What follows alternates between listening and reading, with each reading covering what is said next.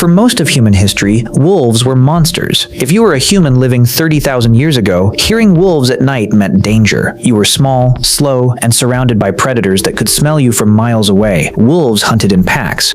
They had massive jaws, terrifying endurance, and eyes that worked far better in the dark than yours ever could. And yet somehow, out of all the animals humans encountered, wolves became our closest companions. Not horses, not cows, not even primates, wolves.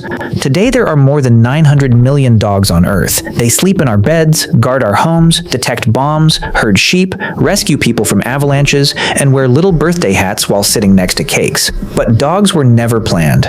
No human tribe sat down and said, "We should invent a fluffy animal that plays fetch." Dogs were created by accident. And the strangest part is that wolves may have started domesticating themselves before humans even realized what was happening. To understand how this happened, you have to imagine the world during the Ice Age. Around 20,000 to 40,000 years ago, humans lived as hunter-gatherers. Small bands of maybe 20 to 50 people moved constantly across enormous landscapes searching for food. Life was brutal. Most hunts failed. Winter killed people constantly. A broken leg could mean death. And at the edge of every human camp, just outside the firelight, wolves waited. Now here's the important part. Humans are messy eaters. Even during starvation, hunter-gatherers left behind bones, scraps, skins, and partially eaten carcasses.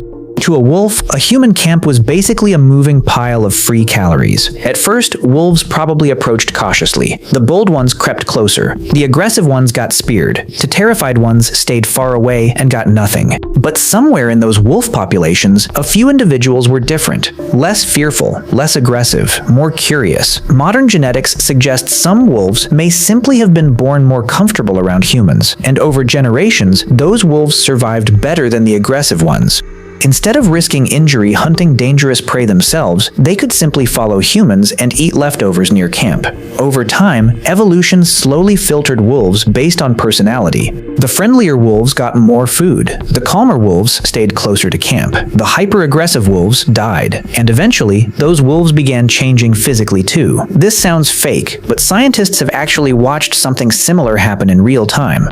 In 1959, a Soviet geneticist named Dmitry Belyayev started an experiment in Siberia using foxes. He wanted to understand how domestication worked, so every generation he selected only the tamest foxes for breeding. That's it. He didn't train them. He didn't teach them tricks. He simply bred the least aggressive foxes over and over again. And within a few decades, the foxes started behaving like dogs. They wagged their tails. They whined for attention. They licked people's hands. But then something even stranger happened. Their bodies changed too. Their ears became floppy, their snouts shortened, their fur developed patches of white, their tails curled, and strangely, when animals become less aggressive, their appearance often changes too. Scientists noticed that domesticated animals across many species tend to develop softer faces, smaller jaws, patchier fur, and floppier ears almost automatically.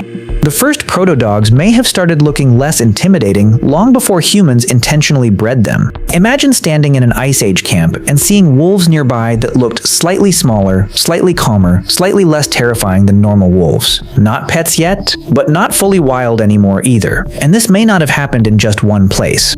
Humans and wolves were likely forming relationships across huge parts of the ancient world at the same time. For thousands of years, this happened silently, no human realizing they were watching evolution unfold beside their campfire. And humans probably noticed the benefits very quickly. Wolves hear things before humans do. They smell predators from huge distances. They track prey far better than humans can. A wolf hanging around camp was basically a living alarm system. If bears approached, the wolves reacted first. If strangers appeared, the wolves noticed. If prey animals were nearby, wolves could help locate them. Once both species started helping each other survive, the relationship accelerated. This is why dogs are considered the first domesticated animal in human history. Earlier than sheep, earlier than goats, earlier than farming itself. And when humans eventually invented agriculture, dogs changed again in order to stay alongside us. As humans began farming and eating more grains, dogs gradually evolved to digest starch far better than wolves could. Think about how extraordinary that is. They were surviving with us before the invention of writing, before cities, before metal tools, before the pyramids, and over thousands of generations, humans and dogs began changing each other emotionally too. When humans stare into a dog's eyes, both species release oxytocin, the same hormone deeply involved in bonding between parents and children. Wolves don't naturally do this with humans. Dogs do. Your Labrador staring at you lovingly is not random behavior. Evolution shaped dogs to emotionally connect with human brains. Dogs even evolved facial expressions that humans instinctively respond to. Those famous puppy dog eyes may have become more common simply because humans were more likely to care for dogs that looked emotionally expressive. Some anthropologists think dogs improved human hunting success so dramatically that humans with dogs simply survived better than humans without them. Dogs may have helped humans spread across the planet, but domestication also came with a cost. Dogs lost much of what made wolves wild. Many modern breeds suffer severe health problems caused by human breeding. Pugs struggle to breathe. Dachshunds often develop spinal problems. Bulldogs sometimes cannot even give birth naturally, and yet traces of the wolf still remain inside them. When dogs circle before lying down, they may be copying ancient wolves flattening grass. When they howl, bury food, or twitch in their sleep, instincts from thousands of years ago are still surfacing.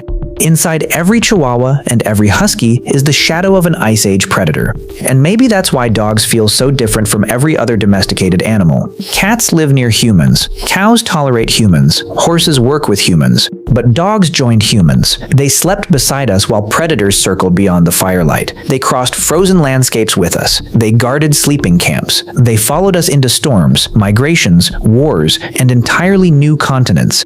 And somewhere along the way, the relationship became something deeper than survival. In Germany, archaeologists discovered a grave from around 14,000 years ago containing a man, a woman, and a dog buried carefully beside them.